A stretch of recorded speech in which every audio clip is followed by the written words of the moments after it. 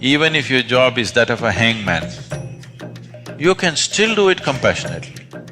Out of anger, he just looked at the bird like this, the bird just caught fire and burnt up, turned into ashes.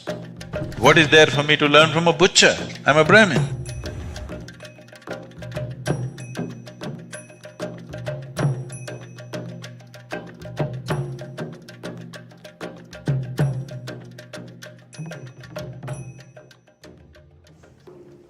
Let me tell you, there was a sage who's very famous in India, ancient sage called Kashik. When Kashik was yet to become famous, a young sannyasi, he had a dip in the river and sat under a tree for his morning practice. With a slightly upturned face, he sat.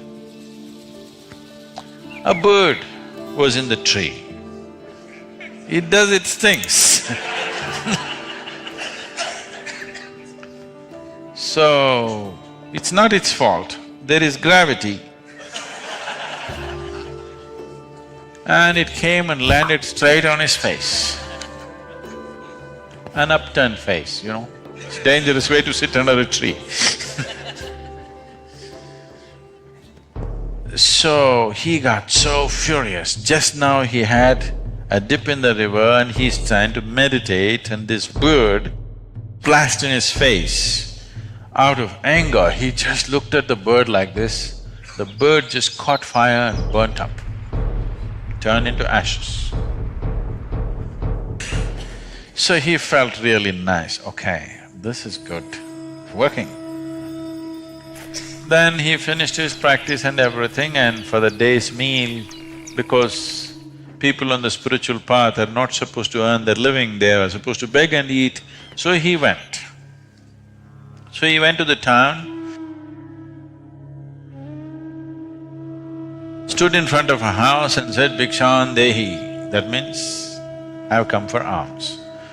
Generally in the tradition, if a person who is on the spiritual path comes and asks for food, even if your children are not eaten, first thing is give it to him. Because he doesn't own anything, he doesn't have anything and he's on a higher pursuit, so he must be fed. That is the culture. So he said, "Bhikshan Dehi." From inside, a lady's voice said, "I'm coming, please wait." He raised his voice and said, "Bhikshan Dehi." But just this today morning, the bird, you know, it's given him a little kind of oomph to his spiritual process. She said, "Please wait, I'm coming." He raised his voice further, "Bhikshan Dehi," he shouted. She said, "Wait for a few minutes, I'm coming." But he went on shouting. Then the lady came. And he yelled, "How dare you keep me waiting like this? I'm a sannyasi, how can you keep me waiting like this?" And he glared at her. She said, "Don't you glare at me, I'm not a little bird." So then because it happened only today morning, it's not been in the newspapers. And those days nobody could tweet except the birds, and the bird is dead.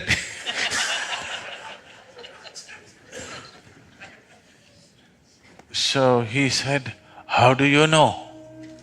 He said, "It doesn't matter, don't glare at me. I was serving my husband who is blind of vision. I was feeding him, so I asked you to wait. What is the big hurry for you? I said, I will come."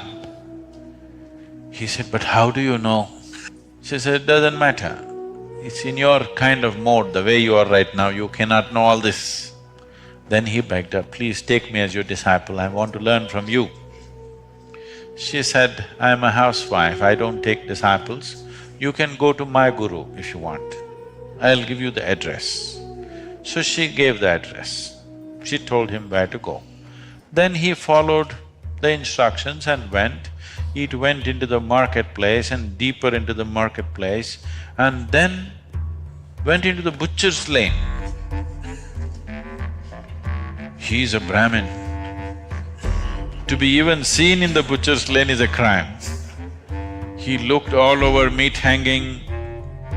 He just thought maybe it's a mistake, but it's the correct address. He inquired, people pointed in this direction and he went. Then he asked around, people said, okay, this is the man there.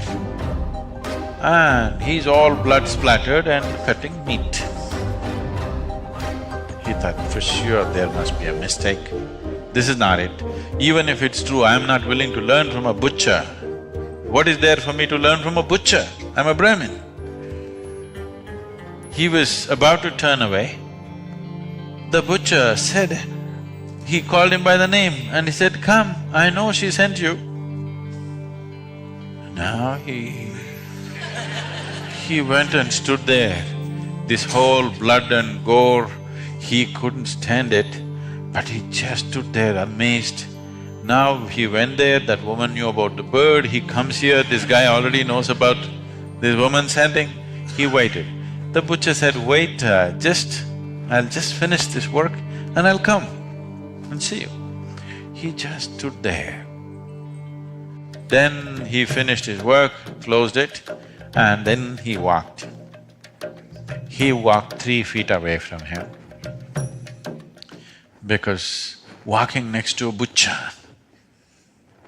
who's actually… he's seen him chopping. Then the butcher talking to him, he said, just come, let me take you home, we will talk there. He went with him. He made him sit down and went inside.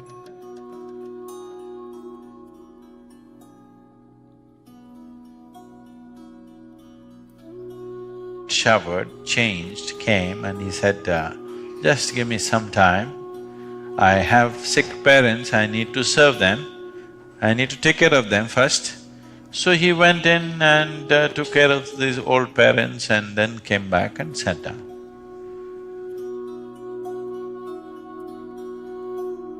Then he asked, I want to know how to know this, what you know.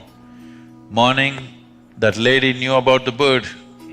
Before I come, you know about me. How is this? I want to know this.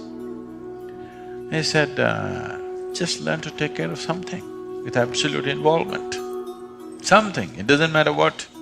She takes care of her blind husband, I take care of my old parents. And when I chop these animals, I chop it with minimizing their suffering to whatever. I have chosen to be a butcher because if somebody else becomes a butcher, he may hurt the animals. I have become a butcher because I thought I could do it best.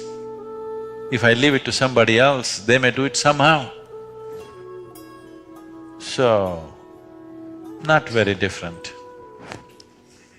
Criminal lawyer do it compassionately, what's the problem? You may do lawyer's work, you may do some other work, it doesn't matter. All kinds of things need to be done in the world, you have to do it. But essentially if you see that I am just life, life will reverberate with everything else. Love is not a policy, it's an experience. You're trying to make it a policy. As a policy, it's quite a stupid policy, really. If you look around and feel one with everything, it's a great feeling. You telling yourself, I am you, you are me, I am you. It leads to a completely different rubbish. Don't like anybody, don't dislike anybody, just be with them. As you can be with the trees and the clouds and the mountains and everything else. Suppose you say, I love your children, love my children, what do? You do whatever is needed. Yes or no? Isn't that what love is about? You do only what's needed, you're not prejudiced. So prejudice happens, because you identified with something or the other. When I say prejudice, you need to understand, the moment the mind gets identified with something, you have a certain kind of prejudice. If you say, I'm a man, you have a very male kind of prejudice, which is, you won't know. Others think you're something else, you know? They have bad names. Others. At the moment you say, I'm Indian, you have an Indian kind of prejudice. Whatever identity you take, your mind works only around that and it makes it look like it's all right, that particular thing, whatever you identified with, everything else looks different. So essentially spiritual process means not identifying with something new, learning to live here without any sense of identity, learning to live here just as life, because that's what you really are, isn't it? So right now, you're in the court, it is not the nature of your job, it is your identity which doesn't allow you to reverberate. Right now, you may be working towards getting a death sentence for somebody, okay? Even if you're working to get a death sentence, you can do this job well without being against the man. So it doesn't matter what is the nature of your job, even if your job is that of a hangman, you can still do it compassionately. People have done even such extreme jobs compassionately, isn't it?